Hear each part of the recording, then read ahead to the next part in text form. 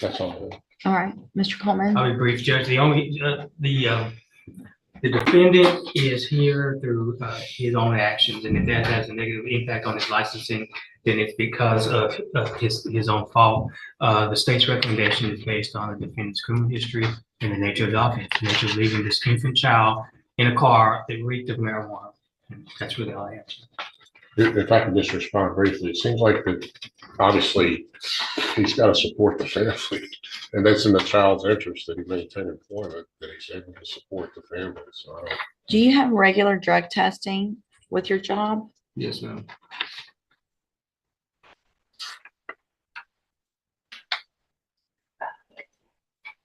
Would you pass a test today? No, ma'am. Why not? I figured we were gonna get probation, so we were gonna stop. We stopped last Friday. So you're on. what would you be doing? Marijuana. It's not. That's it, It's right? It's just not. That's it. You have how many prior marijuana related offenses? There was marijuana smell with the baby in the car, with you and your baby's mother. You're here thinking, yep, she's just going to give me probation, so we'll start a week before. Stop smoking when you shouldn't have been smoking the whole time. Like, that is the craziest thought process.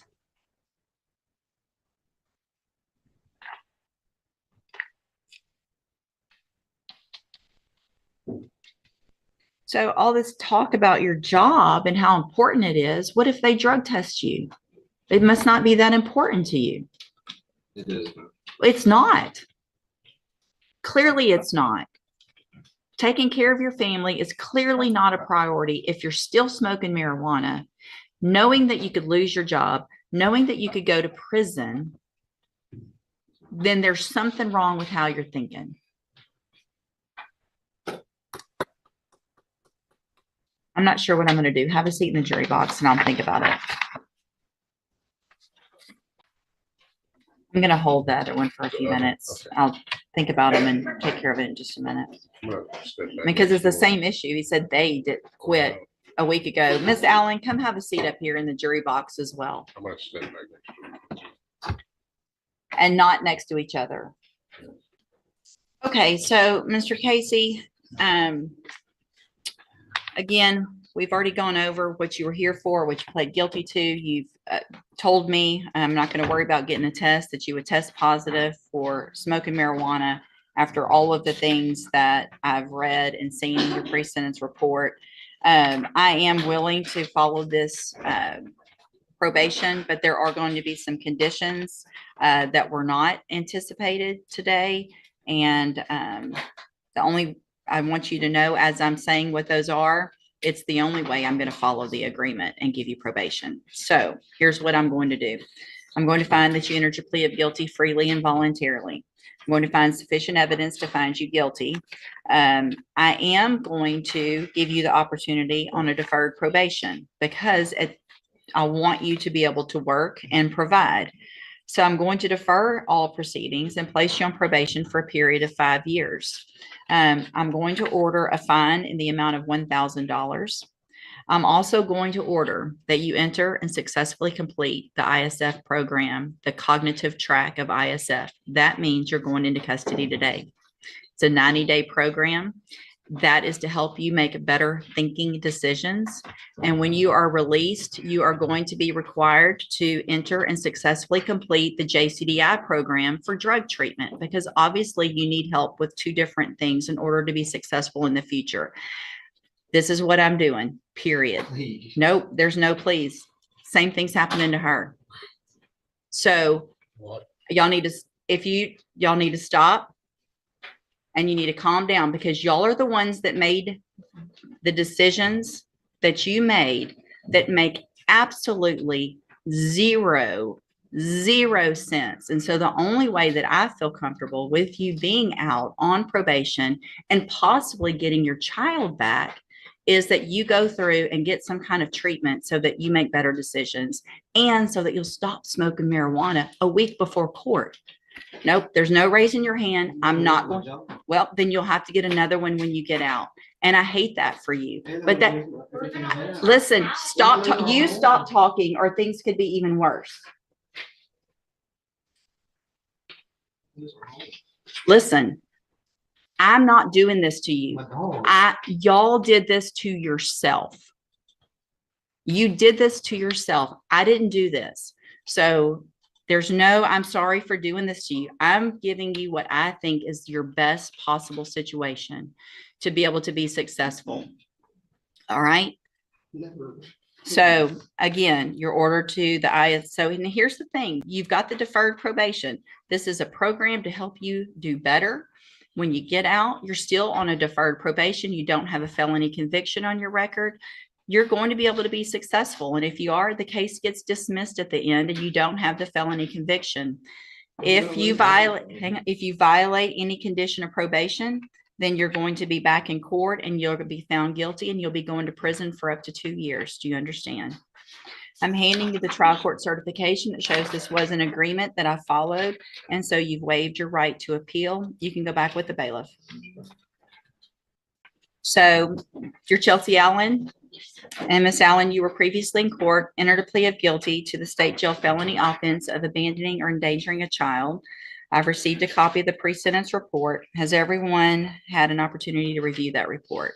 Yes, Judge. I have, Are there any additions or corrections? No, So you went through an outpatient substance abuse treatment just last year, right? And you did that through Spindletop and you're still smoking marijuana a week before court. Are you smoking marijuana? Did you smoke marijuana a week ago? Yes, Yes. So based on that, and based on the fact that you've had outpatient treatment and you're smoking marijuana a week before court, obviously that gives me concern, and I'm going to, any other, I think the court will address this with the way you're fashioning this probation, but she did minimize and highlighted, you know, certain portions. I did too. She kind of minimized her responsibility for this officer. Well, she does have obviously some mental health issues that she's followed through with Spindletop. And at least she's honest here. Well, and here's the thing, I mean, you can get some points for being honest, but you also have to make better decisions. And when you've already gone through treatment and you're waiting for a felony court and you're still making those bad decisions, then the only way for me to have any sense of responsibility, I think, to what I have to do and to the community and for your child and for you to be successful is to get you more intensive help than what you've already had. So I'm sorry. I'm gonna be homeless. Listen, I appreciate what y'all are saying, but I didn't get, I did not get you here. I'm going to find that you entered your plea of guilty freely and voluntarily, find sufficient evidence to find you guilty. However, I'm going to follow the agreement and defer all proceedings and place you on probation for a period of 5 years. You're ordered to pay that $1,000 fine, and you're ordered to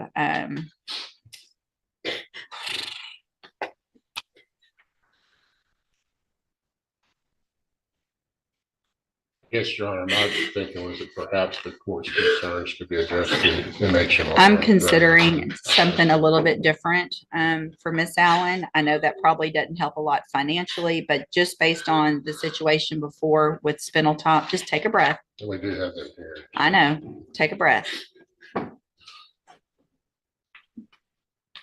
I mean, do you understand? Do you understand why I am where I am? And how irresponsible and how ridiculous the decision was to smoke? What? Well, I mean, you would. I will. Well, it's not a matter of y'all leaving each other. It's a matter of you making this, and it may be if that's what makes you make better decisions, right? So if you have, hang on, listen to me, all right? If you're feeling pressure to make decisions and to and these decisions that make no sense, then you have to do at this point what's right for you, because you, regardless of what happens to him, are looking at going to prison for making those decisions, whether you feel pressure for them, whether you make them on your own. It's time for you to take that personal responsibility and do what's best for you and your child that you don't even have right now, and that you're not going to get if you keep making these bad decisions, right? All right, so here's what I'm going to do, Chelsea. I'm going to order as a condition of your probation that you enter and successfully complete the JCDI program or the Spindletop ATAR program, the drug program through Spindletop. Whichever one probation feels is more appropriate, then that's what you're going to be ordered to do.